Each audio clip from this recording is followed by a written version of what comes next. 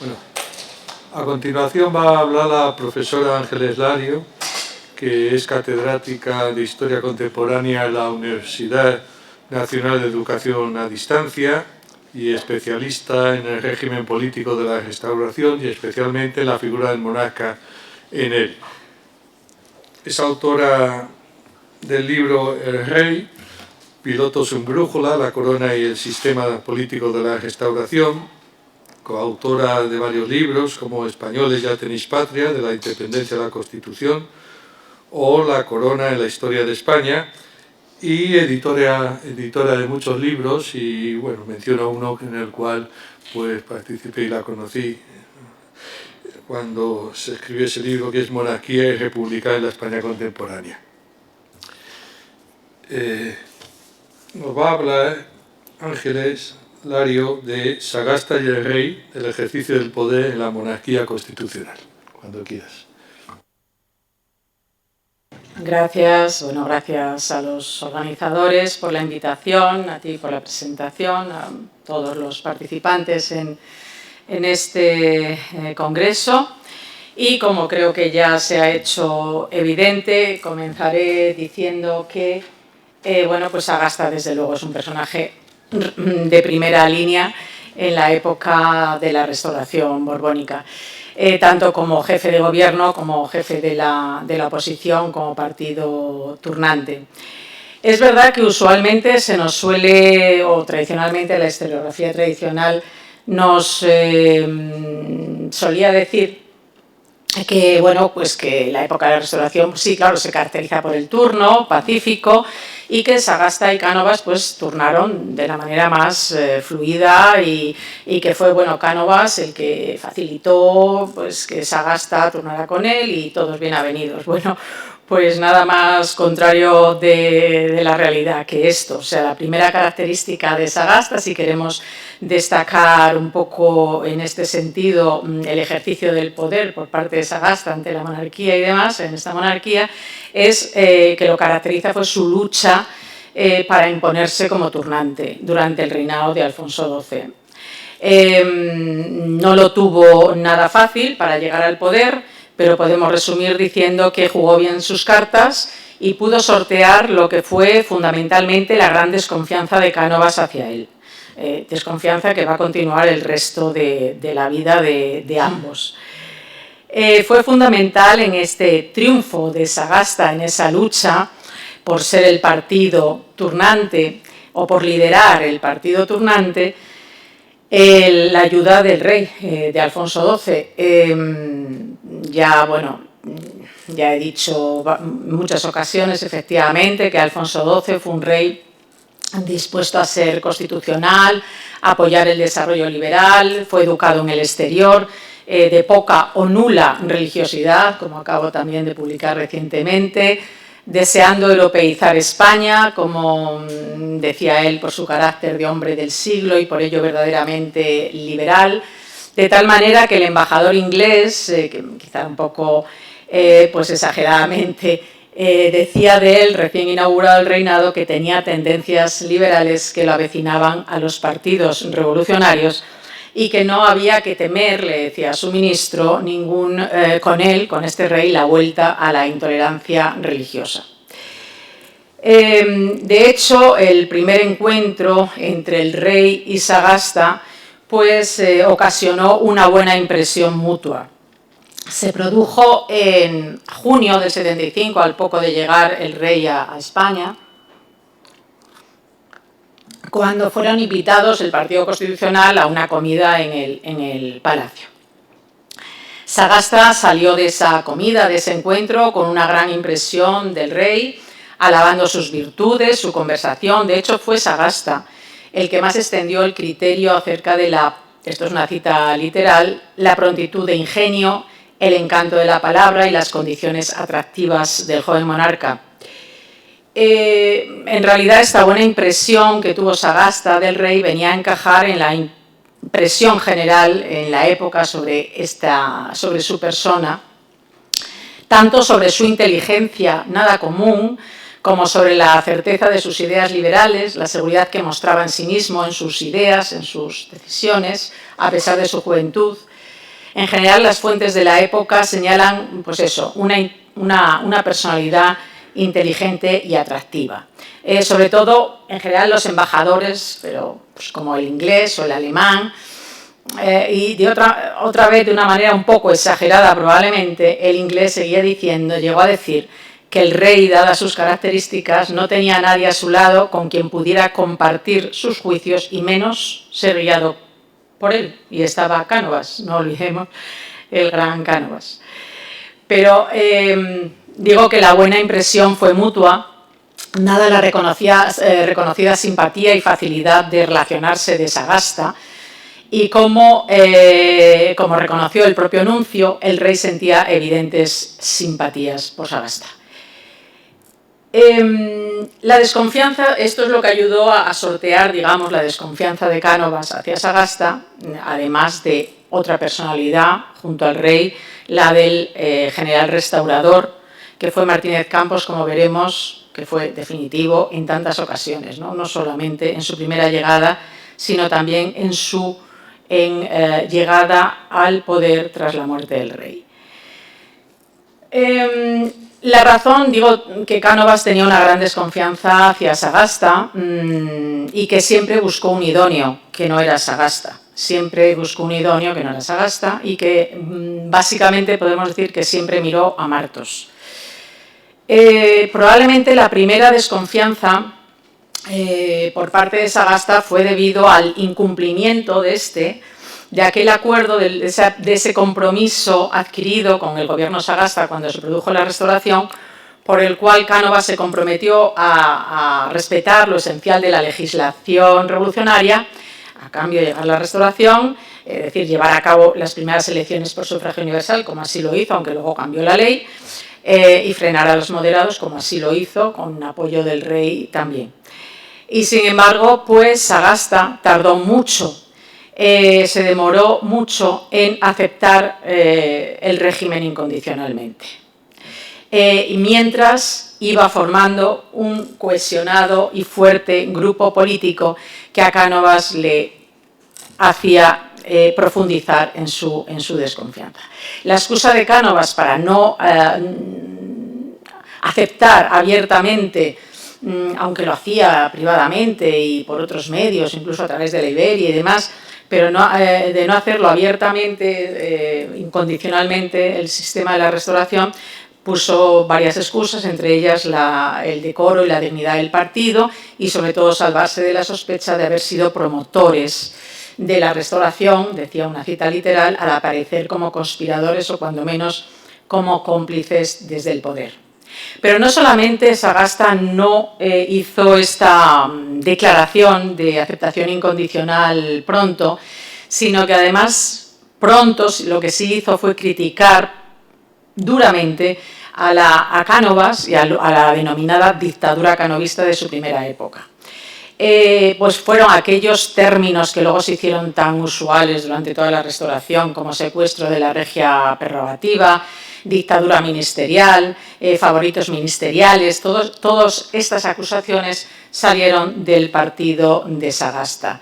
Denunció la farsa del sistema por la falta de representatividad de las Cortes y básicamente, ahora que hablábamos de qué pensaría Cánovas sobre el sufragio universal y demás, en esta época la política de Sagasta se centró básicamente en pedir, en las Cortes pedía elecciones libres y al rey pedía que lo impusiera esto a su gobierno, puesto que era el poder moderador y debía actuar en ese sentido. A cambio, si no se producía, amenazaba con la revolución, como único camino, denunciando que, y es una cita literal, el cetro de España está en el manubrio electoral, y recordando lo que había sucedido con el reinado de Isabel II. De hecho, se aliaron con los republicanos en un afán de presionar al rey, fuera de cualquier norma o acuerdo con el partido oponente, y se recurrió, porque esto del pacto efectivamente no se produjo hasta la muerte de Alfonso XII, o sea, en la época de Alfonso XII no podemos hablar de pacto, solamente a partir de la muerte de Alfonso XII, y así se manifiesta en todos los cambios de gobierno del 81, 83, 84, y se recurrió en esa época al arma del retraimiento, basada también, sobre todo, en una situación que padecían y que le hacía como muy difícil su llegada al poder o su gobierno efectivo de haber llegado al poder, y era que, por ejemplo, en el Senado no tenía más que 8 senadores a la altura de 1877, por lo que Sagasta, de nombramiento real me refiero, por lo que Sagasta seguía hablando de aquello que se dijo en la época de Isabel II y que llegó también al final de su reinado, que eran los obstáculos tradicionales. Así que Sagasta, en la época de Alfonso XII, tuvo una batalla bastante dura, primero para imponerse como turnante y para defender una política que él creía que era la que le podía llevar a ello, ¿no? Y Cánovas, además de desconfiar de Sagasta, temía al rey por estas características de las que acabamos de hablar, y al que advertía diciendo: pronto dijo del rey que tenemos un amo. Y la vía que encontró Cánovas para atacar a Sagasta, o para domarlo, podríamos decir, fue a través de las disidencias, provocando las disidencias dentro de su partido. Entre aquellos que querían un inmediato reconocimiento de la monarquía restaurada, y a los que él apoyaba, a los que Cánovas apoyaba, y los que se demoraban, ¿no? Por ello, Sagasta denunció abiertamente esta maniobra de Cánovas para crearse un idóneo, que es frase suya, en el partido de la oposición, y denunció que solo al ministerio conviene la actividad incesante de los disidentes, mientras que al partido constitucional se nos niega hasta el derecho de reunirnos en círculo de recreo. Sagasta luchaba con eficacia por conseguir un importante grupo político con una destreza que reconoce el propio Nuncio a la altura de 1876, el Nuncio suponía que tenía la ayuda de la masonería, que le eligió, comunica en una carta al secretario de Estado, per suo grande oriente, recientemente secundo le voce publicae. O sea, según lo que se decía, no es que él tuviera no alegaba ningún documento que lo garantizara, pero se dice que tiene la ayuda de la masonería y que le habían elegido para el Gran Oriente. Bueno, pues a pesar de toda esta situación, Sagasta llegó por primera vez al gobierno, a la presidencia del gobierno, en 1881, pues casi 6 años, ¿no?, después de llegar a la Restauración, y llegó precisamente, como adelanté, por el apoyo del rey y de Martínez Campos, como veremos, porque Martínez Campos, mientras tanto, se había producido un importante enfrentamiento con Cánovas a causa de las reformas cubanas, ¿no? La paz de Zanjón, si recordáis, fue en 1878, con la promesa de unas determinadas reformas que Cánovas no estaba dispuesto a cumplir, que Martínez Campos le exigió, y que entonces, para solucionar el tema, Cánovas decidió que Martínez Campos viniera a ocupar la presidencia del gobierno y lo hiciera a él si le parecía bien, ¿no? Y lo tenía que hacer con la mayoría canovista y, por supuesto, pues no lo logró. Entonces, en esas fue cuando Martínez Campos decidió abandonar el Partido Conservador e irse al partido de Sagasta. De manera que 1879 fue un año clave para Sagasta, porque además consiguió aumentar su fuerza y representación, firmando una coalición electoral con Castelar, del Partido Posibilista, y con Martos, del Partido Demócrata Progresista. Además, habían vuelto los centralistas a su partido a finales del 78, pero todo eso se juntó, y fue más relevante aún, a este paso de los generales restauradores, con Martínez Campos a la cabeza, a su partido. De modo que quedó anulado lo que se arguía como un impedimento fundamental para que Sagasta llegara al poder, que era el miedo que se tenía a su política radical y su no aceptación del régimen. Pero es que además el rey mostró también su desconfianza ante la política cubana de Cánovas, y Sagasta decidió comenzar a pedir directamente el poder al rey. Presentaba al rey como prisionero de Cánovas, aducía que se había visto obligado el rey a otorgarle el poder en última instancia y como único remedio, y esto lo decía porque es verdad que el rey había intentado 2 gobiernos diferentes antes de llamar a Cánovas al poder de nuevo, Posada Herrera y López de Ayala.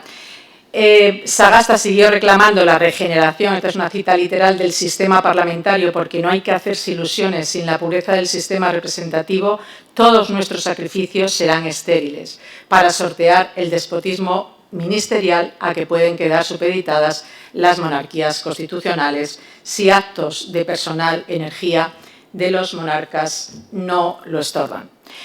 Alfonso XII, que mostró un apoyo decidido a la fusión, esto fue la fusión, el acuerdo de todo en estos años, que se aprobó en el 80, también se le hizo conocer la impaciencia de los militares liberales, o sea que ya estaba ahí un tema más agudo, como dijo Balmaseda. Le pedían que aplicara literalmente, ya a Alfonso XII le pedían que aplicara literalmente la Constitución, recordándole, cita literal, que el libre ejercicio de la prerrogativa regia consignada en el párrafo 9 del artículo 54 de la Constitución es una garantía para la defensa de las instituciones. Apenas 7 meses después de este discurso, que fue el discurso en que se presentó la fusión en el Congreso en el 80, el rey llamó a Sagasta en el 81, en enero del 81.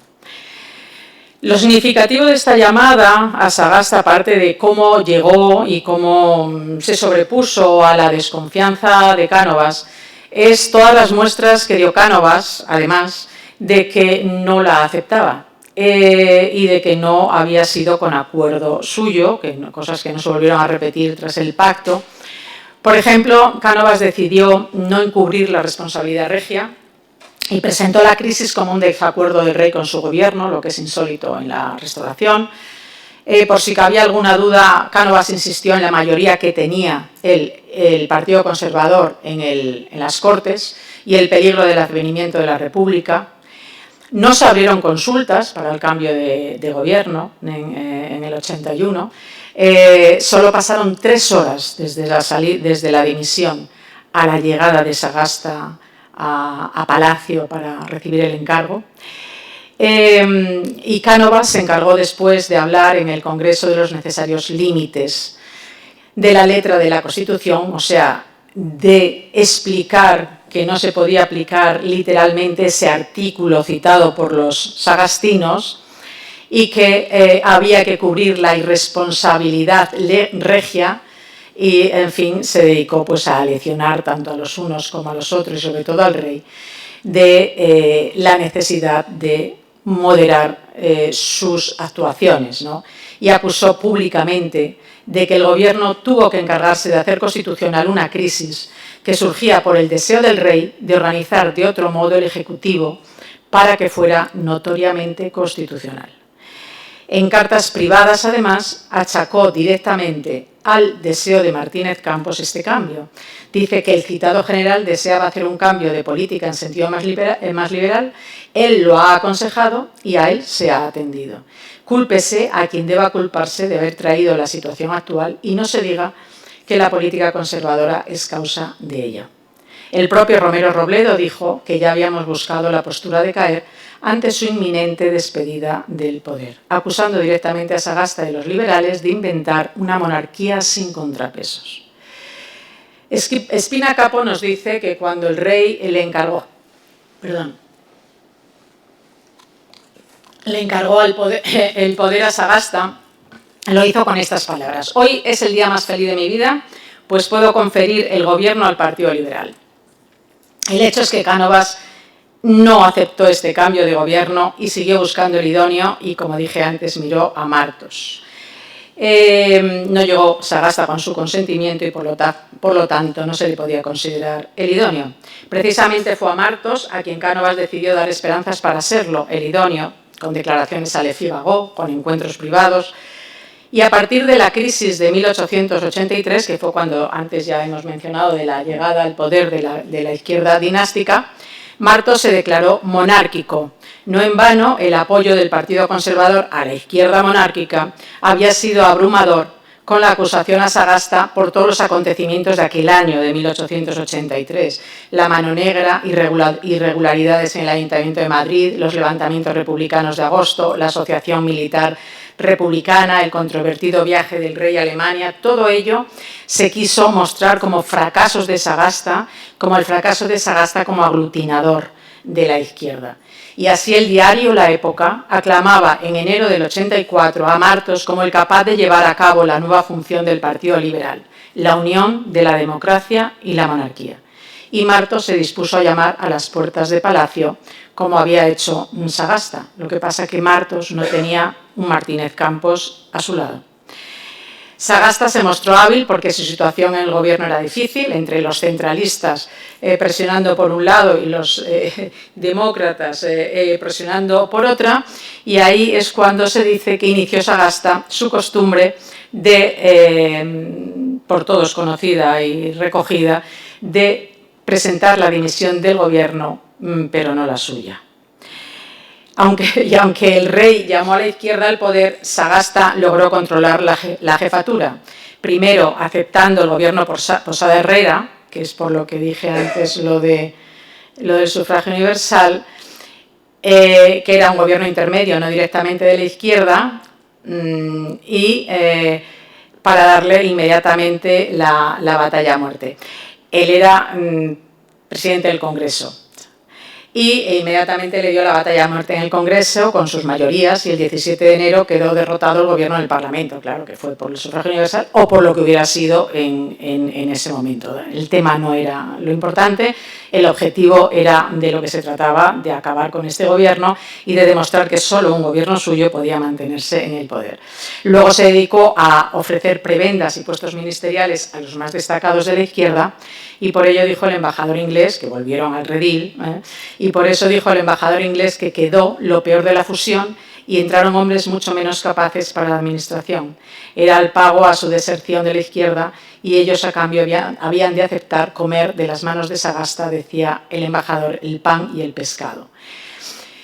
Pero Sagasta, a pesar de ello y a pesar de su triunfo, podríamos decir, en esta batalla por el idóneo, no olvidó, salió con muy mal sabor de esta crisis, acusó a Cánovas, todavía en 1888, de haber alentado a la izquierda para hacer daño al Partido Liberal, para disminuirlo, decía, para desmembrarlo, también de aceptar el poder cuando el jefe liberal no estaba en el mismo, como sucedió, y de hecho quedó resentido, digamos, desde esta crisis, lo que iba a servir para justificar en él su acción decidida contra el nuevo gobierno conservador y su alianza, la alianza de Sagasta con los antimonárquicos, alianza con los republicanos para las elecciones locales de 1885, por ejemplo, en un contexto de gran actividad de Zorrilla, además. Pero todo esto que parecía amenazar el horizonte de la restauración, y de hecho el año 1885 se presentaba malo, ¿no? Para ello, para la restauración, todo cambió por la muerte prematura de Alfonso XII. Y ahí es donde se produce el pacto, como ya adelanté, y aunque es verdad que ya Cánovas, y sobre todo desde la crisis del 81, venía buscando el modo de controlar la regia prerrogativa, lo dijo abiertamente, a través del establecimiento de unas normas que no estaban en ningún sitio escritas, pero que eran fundamentales para aplicar correctamente la Constitución y el sistema constitucional. Por cierto, el propio Sagasta también había establecido ya alguna de las normas en su gobierno de 1881, como aquella del reparto de responsabilidades entre el jefe saliente y el jefe entrante en el cambio de crisis, para salvar la irresponsabilidad regia, etc. Pero definitivamente estas normas en toda su amplitud se establecieron a la muerte del rey, tras la cual Cánovas y Sagasta se declararon lo que se denominó entonces mutua beligerancia, es decir, que era a los únicos uno a otro que se iban a otorgar beligerancia para turnar en el poder, dejando fuera cualquier otra alternativa y organizando de esa manera el proceso político, aunque tampoco fue tan fácil la regencia a pesar de este acuerdo. De hecho, lo que sí sucedió, como síntoma claro del mismo, es que Sagasta no volvió a pedir la autenticidad de las elecciones. Y a Cánovas, además, por cierto, hablábamos de la desconfianza de Cánovas y por qué de pronto Cánovas sí pacta, digamos, con Sagasta. Bueno, a Cánovas se le aconsejó directamente que llamase al partido donde estaba el general Martínez Campos. No donde estaba Sagasta, donde estaba el general Martínez Campos, que era en el partido de Sagasta. Y otros capitanes generales, ¿no? Como se puede encontrar en las cartas que recoge de Durán y Bas, ¿no? Que se recogen de Durán y Bas. Es decir, que por eso decía yo al principio que Martínez Campos salvó a Sagasta no solamente una vez en el 81, sino también en el 85. Que porque Martínez Campos apoyó decididamente a Sagasta para sostener la regencia. De hecho, Sagasta se entrevistó una vez con Cánovas y 5 veces con Martínez Campos, ese día 24 de noviembre de 1885, cuando muere Alfonso XII. También se entrevistó Sagasta con María Cristina en El Pardo, porque, por cierto, la entrevista de Cánovas con Sagasta no fue en El Pardo, fue en la presidencia, donde se entrevistó en El Pardo, fue con todos los demás, prácticamente, en diferentes sitios, y entre ellos, bueno, pues con María Cristina, porque Cánovas tampoco se entrevistó con María Cristina hasta el momento de presentarle la dimisión, una vez muerto el rey. Y si creemos al nuncio, la regente prometió a Sagasta su cooperación leal mientras se mantuviera en el buen camino y no amenazara a las instituciones fundamentales del Estado. Y ahí se terminó el compromiso de Sagasta de reforma constitucional que había acabado de firmar, digamos, esa ley de garantías que ya también salió hace un momento, la ley de garantías tras la reintegración de la izquierda al partido de Sagasta. Pues este acuerdo se puso en práctica en las primeras elecciones generales que se llevaron a cabo en abril de 1886. María Cristina consolidó sus relaciones con los liberales, hubo un pacto militar añadido, también de la mano de Martínez Campos, se entrevistó con Cánovas, con Sagasta, con los generales Jovellar, Concha, Quesada, etc. Sagasta también pactó con la Iglesia, los liberales y Sagasta entraron con el firme propósito de no hacer nada que pudiera alterar las relaciones de la Iglesia y el Estado, postura ratificada por la eficiencia del nuncio en reunir a los obispos españoles en los funerales del rey. Y los proyectos renovadores sufrieron todo aquel programa, incluso pues, sufrieron un anquilosamiento definitivo a pesar de la legislación del Parlamento largo que ya se ha mencionado. Sagasta y la regencia, podemos decir que durante la regencia, pues lo mismo, cayó bien a María Cristina, esta le cayó bien a Sagasta, de nuevo tuvo la mejor relación, ambos, tanto Alfonso como María Cristina tuvieron mucho mejor relación con Sagasta y con Cánovas, pero a la vez Sagasta se encontró entre el compromiso adquirido con el ala democrática, que aunque vale que no cumplía la reforma constitucional, pero pues algo sí tenía que cumplir, y el pacto de tregua entre los partidos. Se encontraba entre la ley de garantías con la izquierda democrática y el pacto con el Partido Conservador. De ahí llegó esa otra característica de Sagasta, que él mismo dijo, de diferir todo lo que pueda las promesas de reforma política, que será el mal que se le achaque siempre a Sagasta, que se le denominó pasividad oriental, ¿no? El oriental estaba muy en boga en esas fechas y ya hasta el nuncio hablaba de esa pasividad oriental que se achacaba a Sagasta en 1886. Si la desconfianza de Cánovas pues había tenido que sobreponerse a los consejos que se había dado de que era con el que tenía que pactar, donde estaba el general Martínez Campos, esta desconfianza se volvió a agudizar en el gobierno largo de Sagasta porque no dio ninguna señal de estar dispuesto a abandonar el poder y dejar paso a Sagasta, incluso después de esos 2 años y medio o 3 que se establece como el máximo, se dice incluso en las Cortes, en que un gobierno pues, puede llevar a cabo su programa o ya demostrar que ya no lo puede llevar a cabo y por lo tanto dejar paso al siguiente. Pues Cánovas empezó su petición de poder en enero del 88 pero Sagasta no salió del poder hasta 1890. Como podéis imaginar, pues la regia prerrogativas fue traída y llevada a todas horas por personajes como Romero Robledo, criticando a la regente por su desconocimiento constitucional, por no hacer nada en comparación con Alfonso XII. Decía Romero Robledo, aquel monarca tenía práctica del régimen, lo conocía perfectamente. Cánovas de nuevo volvió a alimentar las disidencias para vencer la resistencia de Sagasta, con especial influjo de nuevo, mirando de nuevo a Martos, en el que se dice que tenía Cánovas un influjo poderoso. Era entonces presidente del Congreso y se decía que sentía hacia Cánovas la inclinación sumisa debido a su espíritu irresoluto y su voluntad blanda. De modo que a la altura de la mitad de 1889 la lista de disidentes de nuevo era espectacular en el partido, porque Cánovas volvía a atacar la jefatura de Sagasta. Estaban como disidentes Gamazo, Maura, Martínez Campos, ya Camacho, Duque de Tetuán, Martos, Casola, Sardoal. El ambiente era de batalla total en el Congreso y en el Senado, la famosa sesión del Cristineo. Y se dijo que Álvaro de Figueroa, el yerno de Alonso Martínez y futuro conde Romanones, llegó a sacar su estoque en defensa del presidente del Congreso, que era Martos. Sea como fuere, es cierto que se levantaron los bastones, corrieron los insultos, e incluso Cánovas mandó a Fernández Villaverde y al marqués de Mochales a la presidencia del Congreso a defender a Martos, según cuenta el protagonista en el propio Congreso. Cánovas dio por terminada toda benevolencia y pasó a advertir a la regente, con la que tampoco había llegado a congeniar, y lo hizo públicamente, de modo airado y hablando de jefaturas de Estado sin criterio. Y como el sufragio no era libre, decía Cánovas, sin guía y sin juez para resolver la crisis.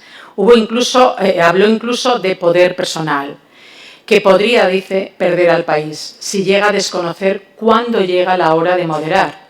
Así se mencionó por el diario conservador la Revolución de Brasil, la caída del emperador como advertencia a María Cristina, advirtiendo Mañé y Flaquer que el rey que reina y no gobierna tiene contados sus días, aceptando el papel de maniquíes de los partidos que les impone el parlamentarismo, pierden el amor y el respeto de sus súbditos.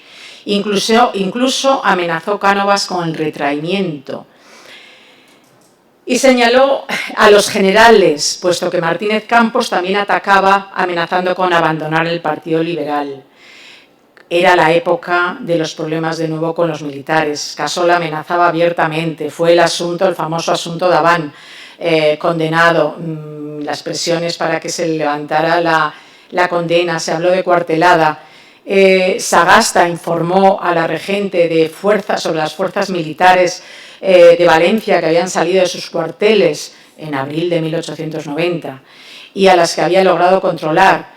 Y Castelar, siempre amigo de Cánovas, le recordó a Sagasta otro 2 de enero, la famosa entrada de Pavía. Y es que Cánovas no se fiaba de Sagasta, decía, esas manos se han abierto más de una vez fácilmente para dejar caer cuanto tenían asido y cuanto pretendían defender. Y siempre prefirió a Martos, lo dice Silvela, dice tanto por afecciones personales como por interés de la más segura dominación de los conservadores sobre el Partido Liberal, si estaba Martos. La imagen de Sagasta salió muy dañada en un momento, los 90, en que ya se buscaba acabar con los viejos partidos, los viejos jefes, las viejas jefaturas. Se pensó entonces en formar un nuevo partido conservador, un partido católico, tras la Rerum Novarum de 1891. Se pensaba en nuevas jefaturas para el Partido Liberal, se pensó en Martínez Campos, en Jovellar, en Alonso Martínez, Martos, López Domínguez, Montero Ríos.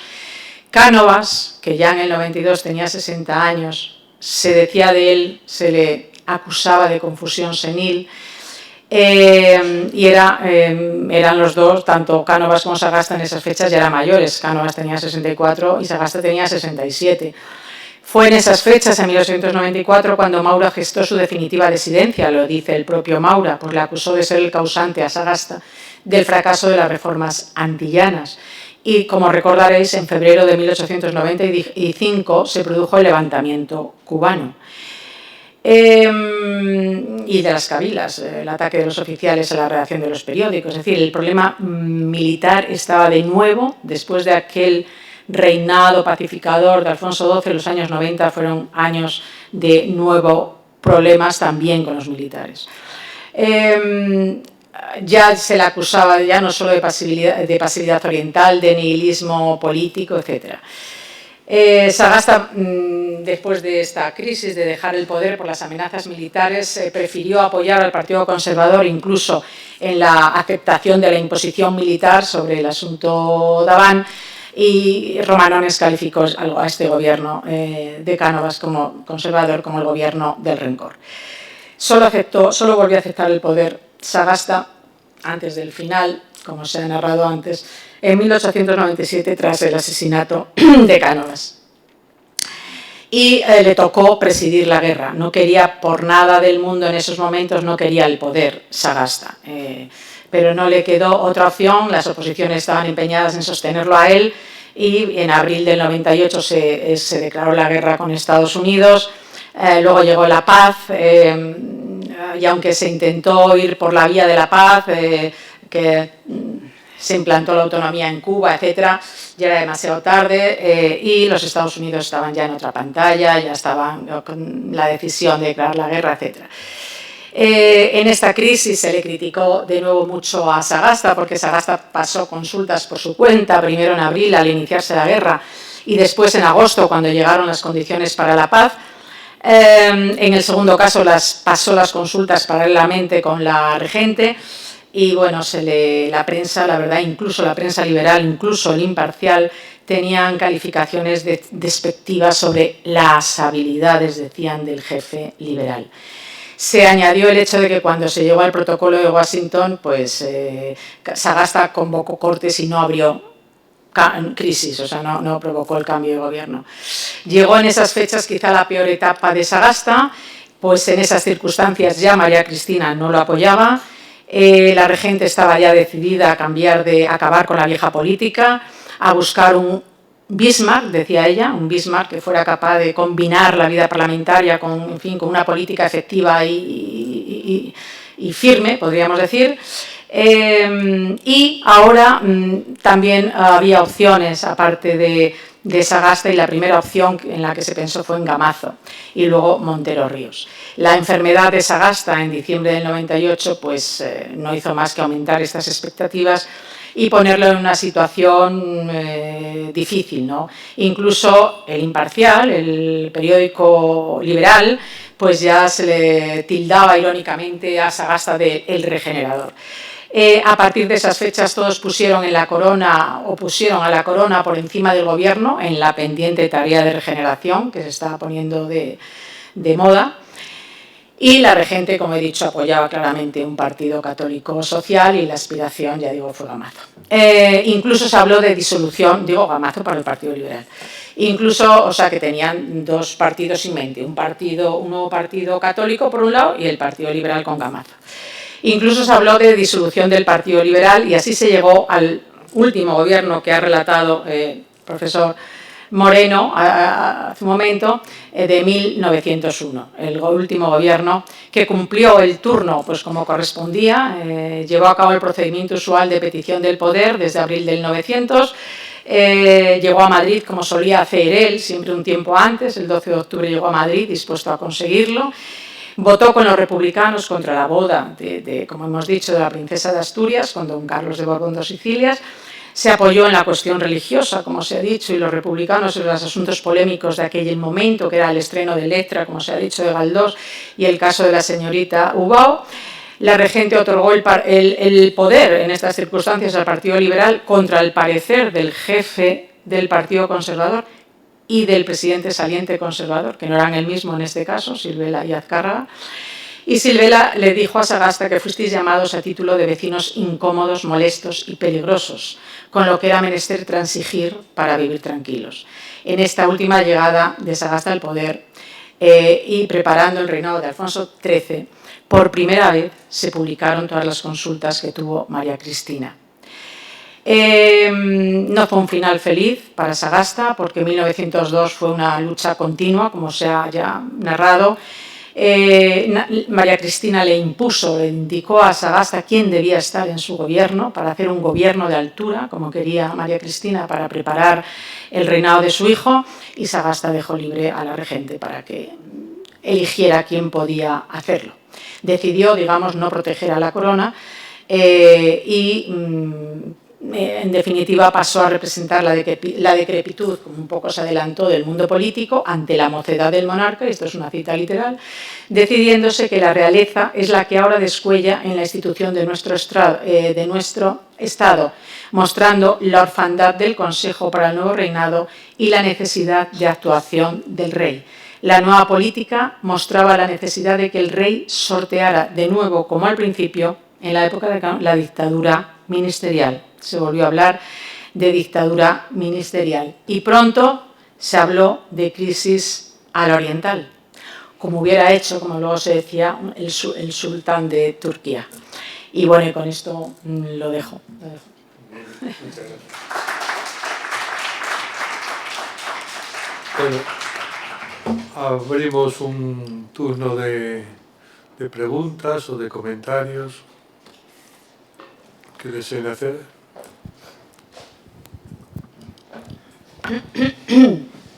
Enhorabuena por tu ponencia, pero ¿no crees que Alfonso XII consiguió reconciliar a la familia Borbón con la izquierda liberal?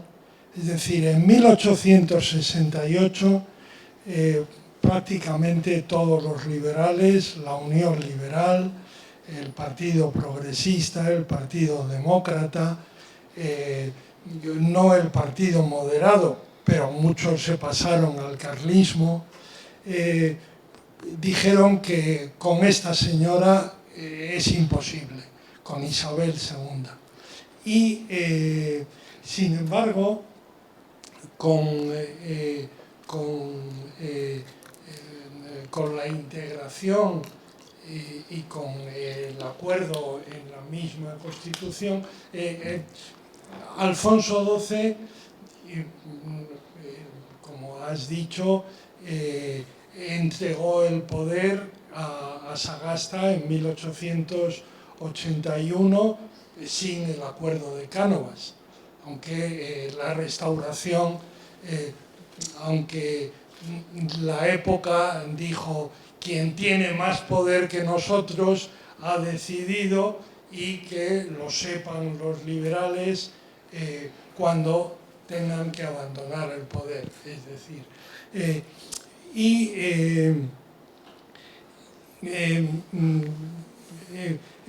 los fusionistas de Sagasta aceptan la Constitución. Y luego la izquierda liberal. De forma que al final del reinado de Alfonso XII, digamos, la reconciliación de la izquierda liberal, prácticamente de todos los liberales, con la monarquía Borbón, se ha consagrado. Ha conseguido Alfonso XII esa reconciliación de los Borbones con los liberales. Sí, porque además es que por eso decían, ¿no?, de Alfonso XII, pues que era, pues, eminentemente liberal. Él mismo decía de sí mismo que había que conseguir europeizar a España. Eso significaba, pues, primero no aceptar la política de los moderados en cuanto a cuestiones religiosas se refiere y demás, por lo que ayudó a Cánovas en su apartamiento. Y luego, pues, aceptar efectivamente cualquier política liberal. Sí. Yo creo que Alfonso XII efectivamente ahí no tenía ningún problema, siempre que pues dentro de los cauces de la Constitución y del sistema constitucional. Creo que fue el rey más liberal que hemos tenido.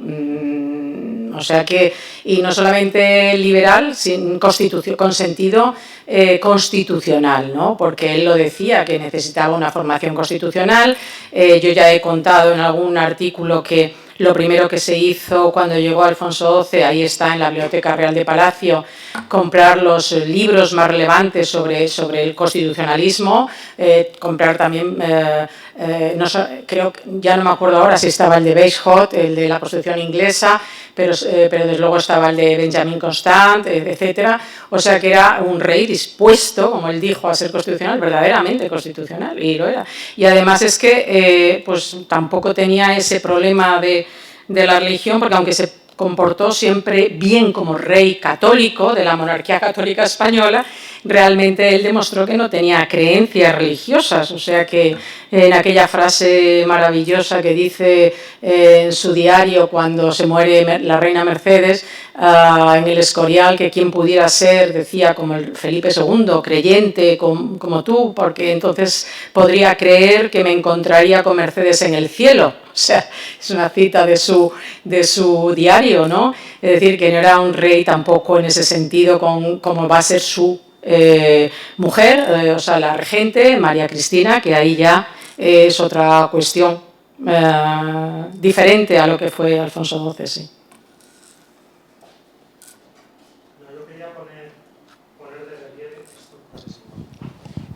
Poner de relieve lo que a mí me parece una aportación muy valiosa de esta ponencia que has hecho y en general de tu trabajo sobre el asunto, y es que se ve con enorme claridad cómo Alfonso XII y la regente fueron monarcas muy activos, o sea, que participaban en política, tenían ideas propias, imponían a veces cuando podían esas orientaciones a la política española, tenían sus favoritos,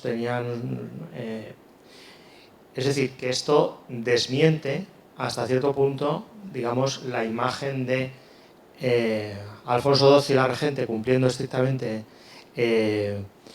no ya sus funciones constitucionales, sino incluso, digamos, un papel meramente arbitral que no intervenía, digamos, en el interior de los partidos, sino que se limitaba a seguir las orientaciones generales que le marcaban en las consultas respecto a qué partido estaba más fuerte, cuál estaba más unido y cuál estaba menos, y simplemente decidían en favor del que estaba más unido y provocaban la crisis del que se había dividido, ¿no? Que eso era lo que tradicionalmente se ha dicho. Yo no sé si, por ejemplo, la obra de Romanones tiene mucho que ver con eso, ¿no? Cuando malévolamente compara a Alfonso XIII con su madre, ya en la dictadura de Primo de Rivera, y después, y dice que, en fin, que frente a las virtudes de doña María Cristina, Alfonso XIII no ejerció adecuadamente su papel como rey constitucional, por una parte, y entonces digamos que cambia también la idea muy asentada de que los partidos dinásticos habían usurpado las funciones constitucionales de los monarcas durante el reinado de Alfonso XII y de la regente. Esto, por ejemplo, lo dice Seco Serrano muchísimas veces. Y la clave del comportamiento de Alfonso XIII es que quería recuperar esas funciones constitucionales que sus padres habían perdido en favor de los líderes de los partidos, ¿no?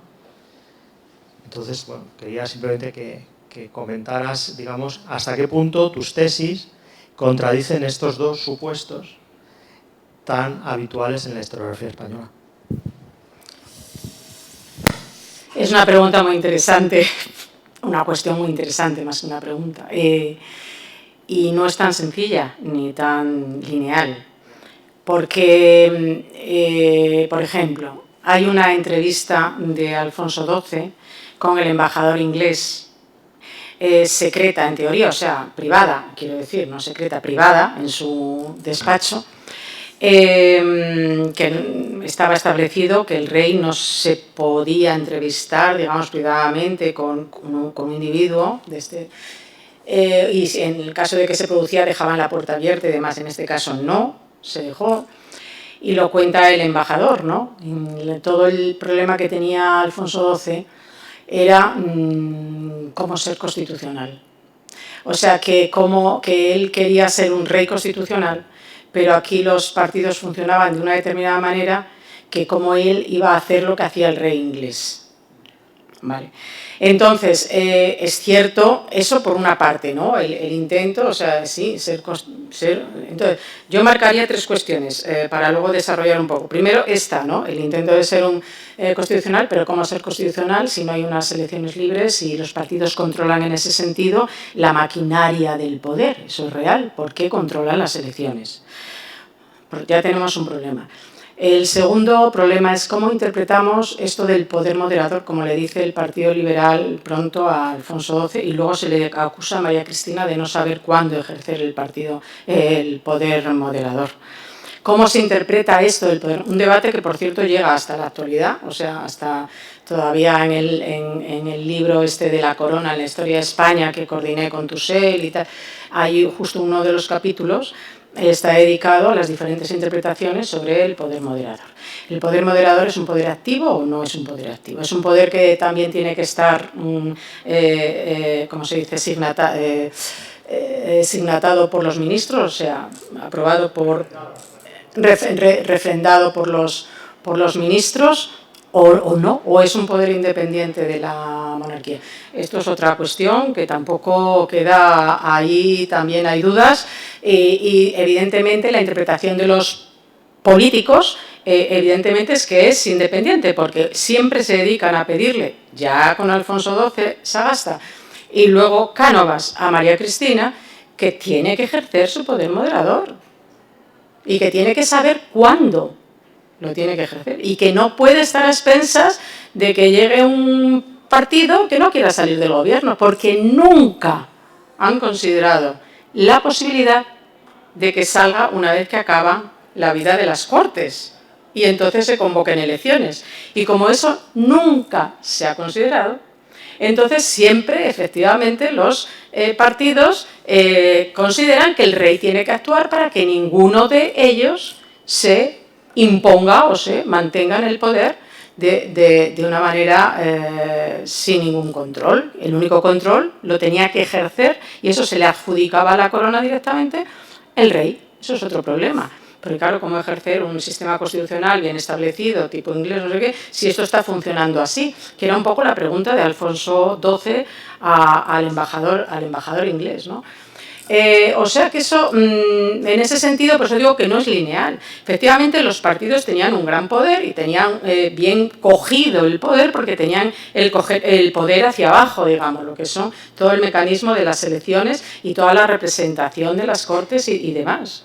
Y entonces ahora quedaba el poder hacia arriba, que eso fue lo del pacto. En realidad el pacto significó, bueno, tenemos controlado el poder hacia abajo, pues ahora tenemos, como ya venía advirtiendo Cánovas, tenemos que controlar el poder hacia arriba, es decir, la corona, para tener controlado efectivamente todo el proceso y que no se nos escape nada. O sea, eso era real, eso estaba funcionando así. Entonces, claro, dices tú, intervenían. Claro, es que no tenían otro remedio que intervenir, porque no se esperaba de ellos otra cosa. No podían esperar a que acabara la vida de las Cortes. Y entonces por eso se establecen esos criterios más o menos relacionados con la realidad constitucional en otros países y demás, que es, oye, tienen que estar un tiempo determinado los partidos y no te me asientes en el poder sin salir de ahí, como hizo un poco Sagasta en el gobierno largo, sino que cumple con estos criterios para salvar la irresponsabilidad regia, para que no tenga que ser el rey el que te eche del poder, porque además si no cumples esos plazos y tenemos que pedir el poder de otra manera, ¿a quién se lo pedimos? Al rey. ¿A quién vamos a acusar de no actuar? Al rey. Y por eso ese era el peligro para Alfonso XIII. Con lo jovencito que era cuando llegaba al poder, decía, cuando llegue este mozo al poder, esto va a ser un caos. O sea, aquí cada uno va a acampar por sus anchas y esto no va a haber quien lo controle. Y por eso se encargaron previamente, ya digo Silvela, de tranquilizar los ánimos y decir, no, el rey ya sabe muy bien cómo tiene que funcionar, no se va a dejar gobernar por sí mismo, y el rey reproduce lo que le dije, lo que se esperaba de él. Que luego lo ejerció libérrimamente y le gustó o no le gustó, eso ya es otra cosa en la que yo no me meto, pero efectivamente podríamos decir, para resumir con esta cuestión, Alfonso XII lo hizo digamos, con todas las dudas constitucionales que dejó manifiestas en esta entrevista al embajador inglés como el mejor conocedor del sistema, y María Cristina, pues, en fin, en la misma línea, pero sobre todo ella ya impulsada por otras ideas. Bueno, la idea central de María Cristina era dejarle arreglado el reinado a su hijo.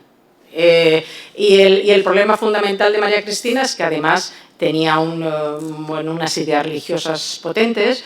Se había producido la Rerum Novarum, la política social de la Iglesia, y consideraba que ese era el camino para el nuevo Bismarck, que decía ella y tal. Entonces, bueno, pues sí que actuó en ese sentido.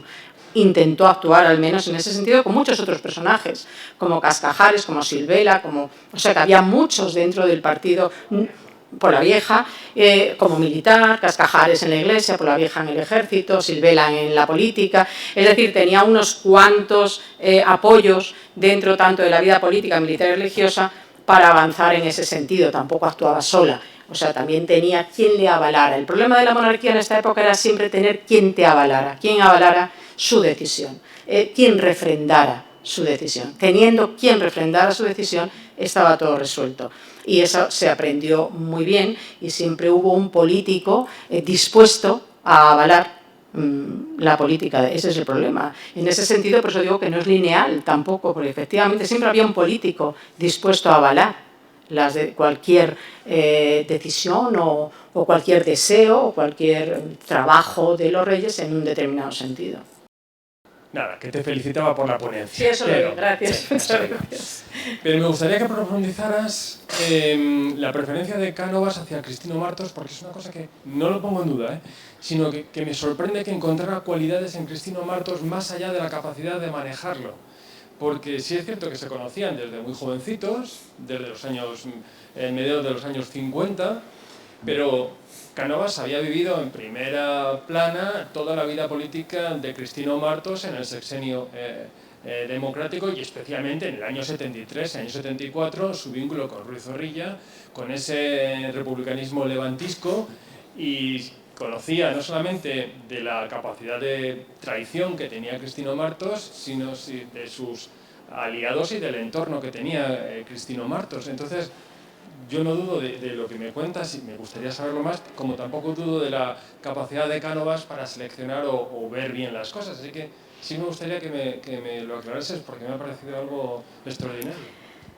Sí, bueno, muchas gracias por tus palabras. Y efectivamente lo de Cristino Martos, supongo que es algo en lo que se puede profundizar más. Yo tampoco me he puesto a profundizar, nada más que la documentación que he ido encontrando.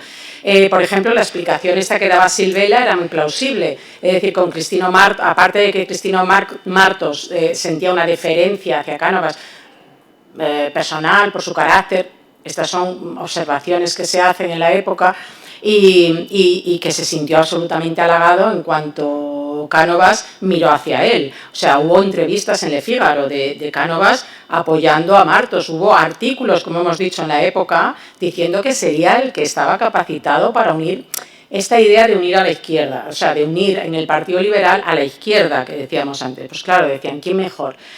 Si en el 83, si Sagasta ha fracasado por todos los problemas que hubo en ese año del 83, y que además estaba la política de Cánovas de que no quería, de que verdaderamente sentía que Sagasta se le escapaba y que a Sagasta no lo podía controlar, mientras que a Martos sentía que sí lo podía controlar. ¿Cómo se equivocara o no Cánovas?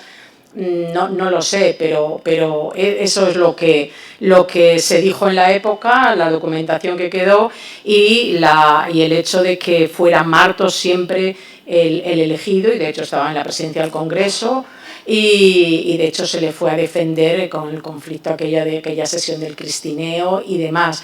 Entonces, tampoco yo he ahondado más en esta cuestión de por qué Martos y no otra figura y tal, ¿no?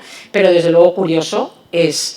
Podría ser quizás, porque no sería la primera vez que Cánovas lo hace, un ardid para debilitar la posición de Sagasta. Bueno, eso está claro, eso está claro. De otro liderazgo. Eso está claro. Ahora, me imagino que tú dices, porque lo de ardid, que tú dices que no es que él quisiera verdaderamente a Martos, sino que solamente amenazaba con Martos, ¿no? Es una posibilidad que amenazara con Martos, es una posibilidad, pero no lo sé, pero bueno, yo creo que que Cánovas tuvo la desconfianza suficiente durante suficientes años respecto a Sagasta como para preferir incluso a Martos. Pero bueno, ya te digo, eso es posible de ahondar en ello y de seguir buscando verdaderamente quizá alguna otra información. Bueno, enhorabuena, María Ángeles, porque no es fácil hacer un tour d'horizon desde antes de 1875 hasta después el último gobierno de Sagasta y la muerte de Sagasta, etc. Has hecho un ejercicio de sonambulismo histórico muy interesante y muy prometedor. Vamos a ver, a mí me extraña que en una ponencia como la tuya, no sé, y en relación a las actividades de Cánovas o las ideas de Cánovas del régimen, y en relación a la izquierda, que no hayas mencionado por una vez el nombre de Serrano. Es decir, la obsesión de Cánovas era en un principio Serrano, y él apoyó bastante cualquier otra solución, porque lo de Serrano era que aspiraba a la jefatura del Estado, a remover a Alfonso XII. Luego, no nos olvidemos, tú hablas de Alfonso XII, es verdad, Javier Tussell encontró la carta, el diario de Alfonso XII. Bueno, he sido yo, bueno, por Dios. Bueno, lo cita Javier. He sido yo. Me parece que lo dije Hacía antes Javier, pero bueno, me da lo mismo. Cita claramente que este rey no es creyente, pero es que yo sí encontré el informe del confesor de Alfonso XII en el Archivo Vaticano, donde dice: desengáñese vuestra santidad, no va a apoyar la unidad católica, es un rey escéptico, no va a apoyar eso. Eso está clarísimo y tiene razón, ¿no? Ahora, ¿quién es responsable de la educación de Alfonso XII? Cánovas, ¿no? Cánovas. No. Directísimamente, dime quién no. Cánovas y el duque de Sexto son los que apartan a la educación del niño de la corte de los milagros esa de Isabel II. Eso está clarísimo, ¿no? De esa influencia, y son los que insisten en el Theresianum de Viena, en el Stanislas de París y luego en Sandhurst, que además quiere que el manifiesto sea desde Sandhurst. O sea que me parece que es muy responsable de eso. Luego la idea de, lo acaba de apuntar Jorge antes, ¿no?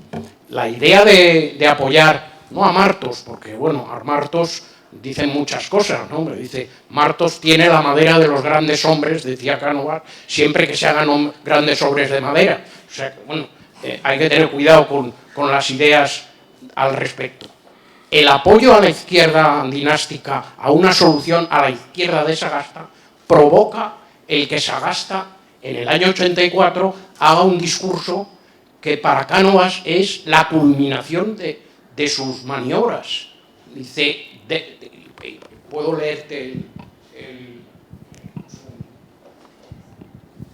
el discurso es el discurso de Sagasta, refugiándose en la idea doctrinaria de la Constitución, lo contesta Cánovas diciendo: yo debo decir que jamás los principios fundamentales de la monarquía constitucional, se refiere al 76, han sido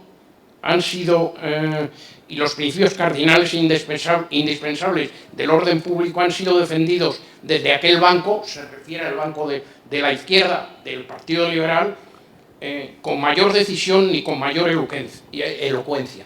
Es decir, Cánovas ve en esa maniobra que el Partido Liberal de Sagasta ha aceptado la Constitución del 76 y abandonado completamente la idea de la soberanía nacional del 69. Es decir, es una maniobra desde luego artera, traicionera, porque hace la de Martos y López Domínguez, etcétera, pero que le sale muy bien. Es decir, provoca que Sagasta y el Partido Liberal se inclinen a esa interpretación de la Constitución. Y luego, hombre, para terminar, lo del la muerte del rey y el mal llamado Pacto del Pardo, menos mal que dices que no fue en el Pardo, porque no fue en el Pardo, no es el turnismo, es lo contrario, es la suspensión del turno, y también lo dice Cánovas. Para aconsejar yo la venida de Sagasta y retirarme de la política, solo es creíble si yo realmente lo hago, si no, no es creíble lo que voy a hacer, ¿no? Tiene un discurso y unas cartas clarísimas. No te entendí esto último, perdona, ¿Qué fue? Que el aconsejar que llamen a Sagasta con la crisis de la muerte del rey, que es Cánovas que se lo dice a la reina Cristina, aparte de la entrevista que tiene la reina Cristina y Sagasta, que esa sí es en el Pardo, y luego Sagasta convoca a todos los líderes del Partido Liberal en su casa, y ahí hace la lista de gobierno, a la que toma juramento Alonso Martínez, inmediatamente. Pero eso es algo que es muy claro, que Cánovas lo dice además. Yo tenía que retirarme del gobierno y aconsejar la venida de Sagasta si esta maniobra puede ser creíble, si no, no va a ser creíble. Es decir, que eso es bastante impresionante. Y tiene algo, Cánovas, que no es la primera vez que lo hace, porque lo hace también con Martín Campo, que me parece que es con Fabier, con el que habla, y le dice, en esta idea de retirarse, dice, ¿cree usted, le pregunta, que la mayor enseñanza que necesita España no es precisamente la de retirarse del poder? ¿No cree usted que la causa más poderosa de todas nuestras desdichas pasadas ha sido el furor de nuestros hombres de alcanzar el poder y conservarlo a cualquier precio? Bueno, claro. Es decir, que él tenía esa idea y celebraba que Sagasta hubiera entrado en ese redil precisamente con el señuelo de Martos y de Lope Domínguez y de la izquierda dinástica, que además dice, yo apoyaré esa alternativa posible, lo mismo que en su día apoyé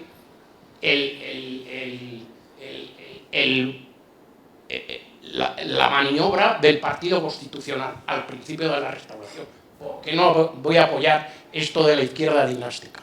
Es decir, que me parece que esa es una maniobra traicionera, artea de Cánovas, pero que le sale muy bien, precisamente porque Sagasta hace lo que sea con tal como es natural en este tipo de gentes, con tal de mantener la jefatura del Partido Liberal, o fusionista. Claro, Martínez Campos era un general moderado, a ver si nos enteramos.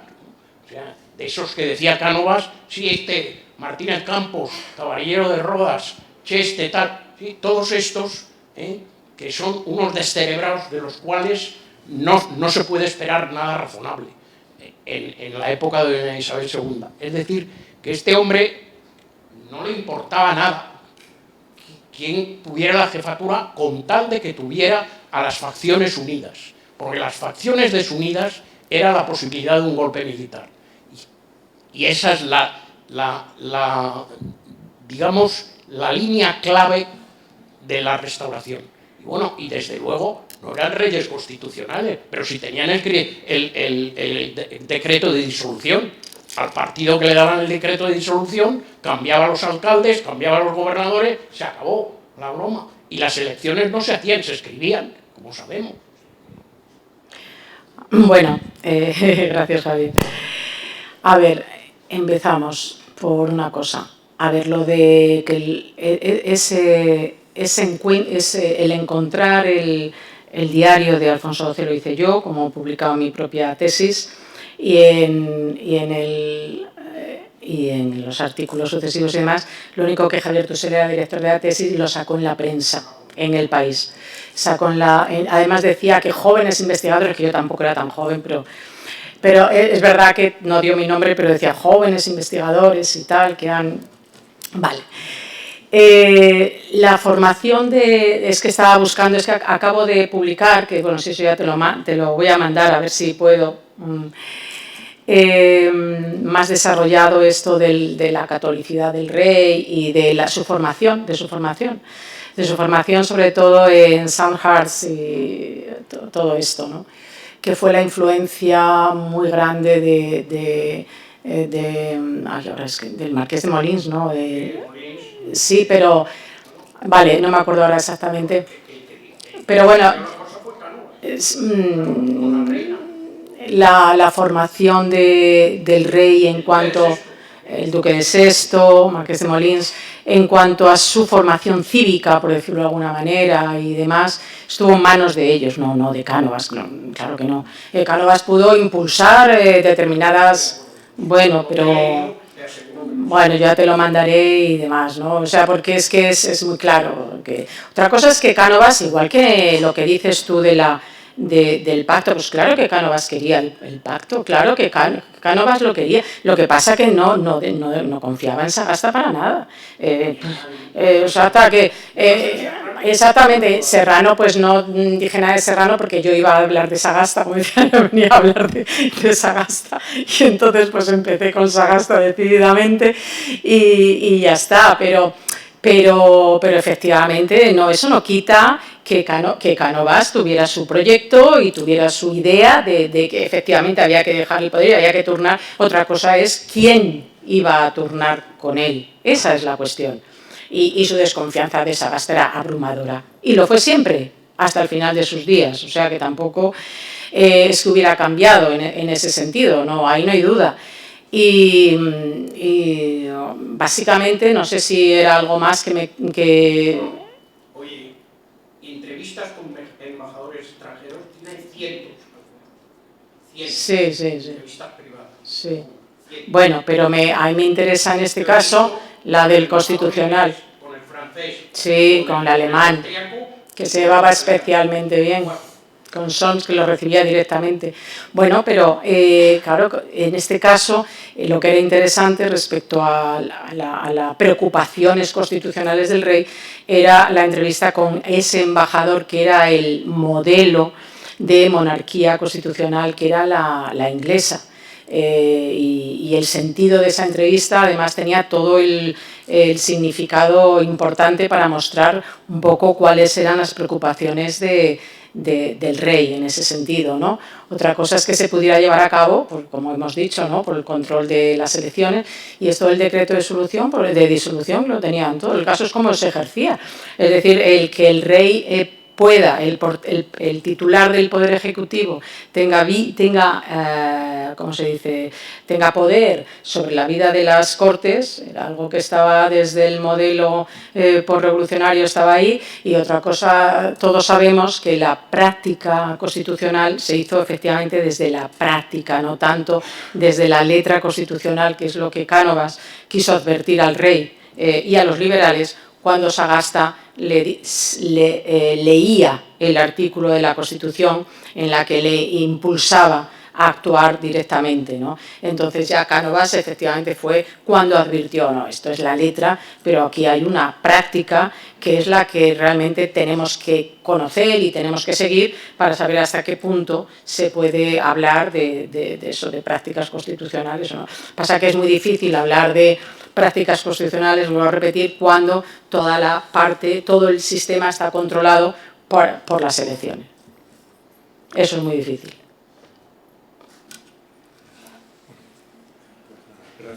Gracias. Bueno, agradecerles a todos pues la asistencia y participación en este congreso, que suspende sus sesiones hasta mañana a las 10:30, que continuará. Muchas gracias a todos.